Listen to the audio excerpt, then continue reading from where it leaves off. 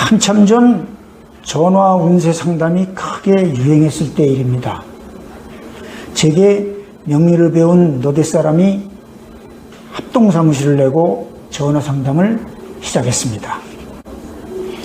자주 있는 일은 아니었으나 난해한 사주에 대하여 제게 도움을 요청하곤 했고, 저도 강의 시간이 비는 틈틈이 그들의 사무실에 들러 그런 사주를 분석해주곤 했습니다. 첫눈이 흐드러지게 내리던 초겨울의 어느 토요일, 배에서 신호가 오고 있었으니까 아마 점심 먹을 무렵이었던 듯 싶습니다. 눈발을 털어내며 막 상담 사무실에 들어서는데 전화벨이 배고픈 아기처럼 악을 쓰고 있었습니다. 4명 모두 상담 중인지라 제가 수화기를 들었습니다. 여보세요? 너희들이 운세 상담하는 새끼들이냐? 사기꾼 새끼들이지? 아무것도 모르는 순진한 사람들에게 사기를 치냐, 이 나쁜 새끼들아? 중년 부인으로 생각되는 여성이었는데 거두절미하고 다짜고짜 포보됐습니다. 약 10분 정도를 계속 듣고 있을 수밖에 없었는데 목소리에 자괴감이 아주 진하게 묻어났습니다. 한 차례 태풍이 몰아친 후 마음을 진정시킨 부인이 자신을 박인욱이라고 소개하면서 털어놓은 사연을 들어보니 충분히 이해할만 하더군요. 이야기는 그 당시로부터 약 7, 8개월 전쯤으로 거슬러 올라갑니다. 50대 말인 박 부인은 수십 년 동안 아이들 키우고 남편 뒷바라지 하는 전업주부로서 살았습니다. 그런데 애들 다 출가시키고 나서 말년에는 자식들에게 손 벌리지 않고 살고 싶다는 생각을 하게 되었죠. 혹시 재미있고 짭짤한 장사를 할 만한 것이 없을까 해서 재미삼아 전화상담 다이얼을 돌리게 되었습니다. 본인이 한 말을 그대로 빌리자면 지옥행 급행열차에 몸을 실었다는 것이죠. 쪽집게 철학관 꼭집어입니다.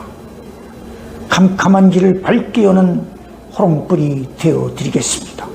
30대 중반쯤 되었을까, 바리톤 음색의 남성 상담원이 전화를 받았습니다.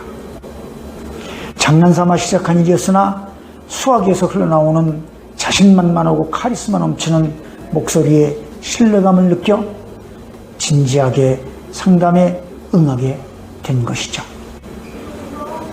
생년월일을 불러주고 5초의 시간이나 흘렀을까? 재운이 들었는데 무엇을 하고 계십니까? 지금 이 기회를 놓치면 다시는 기회가 오지 않습니다. 당신 평생의 가장 큰 운입니다. 쓸데없는 두려움의 장막을 걷어내고 지금 당장 시작하십시오. 다소 과장되게 이야기한다면 신의 사자로부터 계시를 받은 기분이었습니다. 너무나 가슴이 벅차 얼굴이 빨개지고 가슴이 쿵쾅쿵쾅 뛰기 시작했습니다. 어쩌면 이런 쪽집기가 있을 수 있을까? 어쩌면 내 마음을 이렇게 잘할 수 있을까? 역시 때가 되긴 되었구나. 이제 진짜 내 인생을 사는 거야. 그로부터 2달 후 드디어 보무도 당당하게 깃발을 올렸습니다. 본인이 가지고 있던 1억 2천, 은행에서 친구에게서 이렇게 해서 약 2억 5천 정도를 들여 인천 변두리에 가든에 준하는 음식점을 개업했습니다. 첫 달에는 어쩌면 그렇게 아는 사람들이 많이 와주는지 이렇게 벌다가는 금방 빌딩이라도 질 것 같더라고요. 그런데 둘째 달부터 상황이 변하기 시작했습니다. 약속이라도 한 듯 손님이 줄어들기 시작했던 것이죠. 신이 조화를 부리지 않은 이상 불과 며칠 사이에 어쩜 이렇게 손님이 끊길 수가 있을까?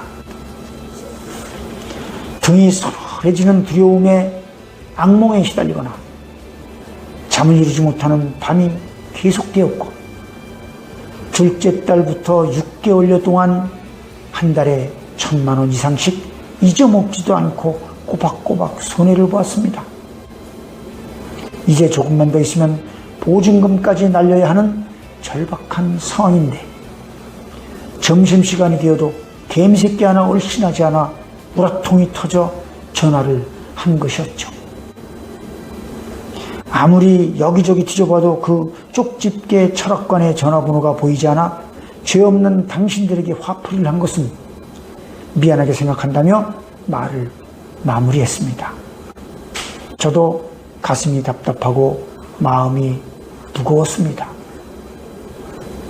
우선 같은 길을 지향하는 사람으로서 공부가 부족했던 쪽집게의 실수를 정중하게 대신 사과하고 나서 차라리 나에게 욕이라도 실컷 더하라고 했더니 쉰소리 그만하고 살아날 수 있는 부적이나 써내라고 하더군요. 그렇다면 재운인데 이분은 왜 이토록 힘이 들었을까요? 재운임에도 이분이 힘들었던 이유는 사주에서 본인을 상징하는 오행이 약했기 때문입니다. 약한 사주는 나를 도와주는 부모와 같은 성분에 의존하는데 이 둘의 관계를 빨리 파악하는 것이 중요합니다. 약사주는 재물을 감당하기도 힘들지만 무엇보다 더욱 두려운 것은 약사주가 의존하는 그 부모와 같은 성분과 재를 상징하는 성분과는 상극관계에 있으며, 이 둘이 부딪히면 부모와 같은 성분이 깨어지기 때문에 대단히 위험하다는 것입니다. 따라서 이러한 재운에는 백전백패, 심하면 몸까지도 상하게 된다는 것입니다. 그러면 이 부인을 위해 마련한 처방은 무엇이었을까요? 우선 부인에게 시키는 대로 믿고 따르겠다는 다짐을 받았습니다. 그리고 박 부인 본인과 가까운 분 중에서 서로 깊이 신뢰할 수 있으면서 직업이 없는 사람을 선택하여 그들의 생년월일시를 몇 개만 가지고 본인이 직접 제 연구실로 찾아오도록 안내를 했습니다. 한 열흘쯤 지났을까 사주 4개를 가지고 인천에서 마포까지 급히 왔는데 매우 수척한 모습이기는 하였으나 고생을 모르고 평탄한 삶을 살아온 듯한 모습은 그대로 짐작할 수 있었습니다. 꽁꽁 얼어붙은 손에 따뜻한 유자차 한 잔을 권한 후에 가지고 온 4개의 사주를 면밀히 검토하였습니다. 참으로 다행이었습니다. 간절하게 기대했던 사주가 거기에 있었거든요. 가슴을 쓸어내리며 누구냐고 물었더니 사촌 여동생이라고 했습니다. 안도의 한숨을 쉬고는 그제서야 제 의도를 설명하였습니다. 저의 처방은 이 여동생에게 음식점 전체를 완전 무상으로 넘겨주라는 것이었습니다. 물론 서류까지 여동생 앞으로 명의 이전을 하라는 것이었으며 또한 종이 쪽지 하나 받지 말라는 것이었습니다. 하지만 그 부인이 아니더라도 누가 이런 황당한 제안을 받아들이겠습니까? 예상했던 대로 당연히 말도 되지 않는다며 크게 실망하고 그날은 그냥 돌아갔습니다. 이런 결단이 어찌 쉽겠습니까? 많은 질의 문답이 이어졌죠. 그 후 몇 번의 우여곡절이 있었지만 2달 만에 음식점은 그 여동생에게 넘어갔습니다. 음식점을 통째로 넘길 적임자로 그 여동생을 선택한 이유는 2가지가 있습니다. 하나는 대운이 길운에 막 접어들었다는 것이었고, 다른 하나는 사주상 끼와 재능이 넘쳐나고 있었기 때문입니다.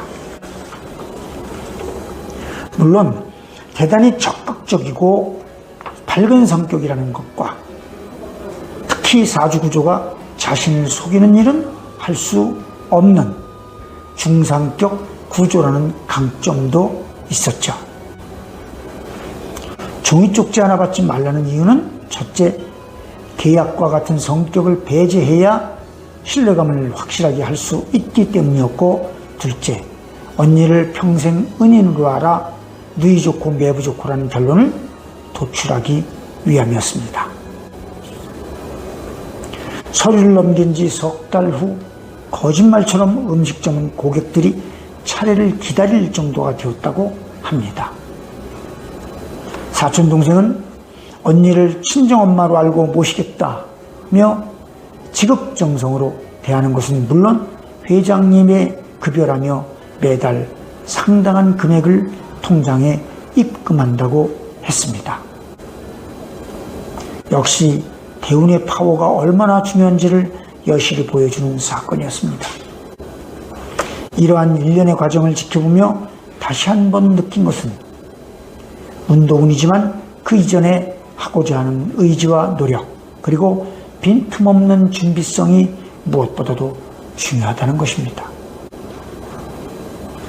할 수 있다라는 신념과 혼신의 힘을 다하는 노력이 함께 할 때 사주에 예비된 대운도 역시 풀파워를 쏟아낼 수 있구나 하는 생각을 새삼스레 한 번 더 하게 된 경험이었습니다.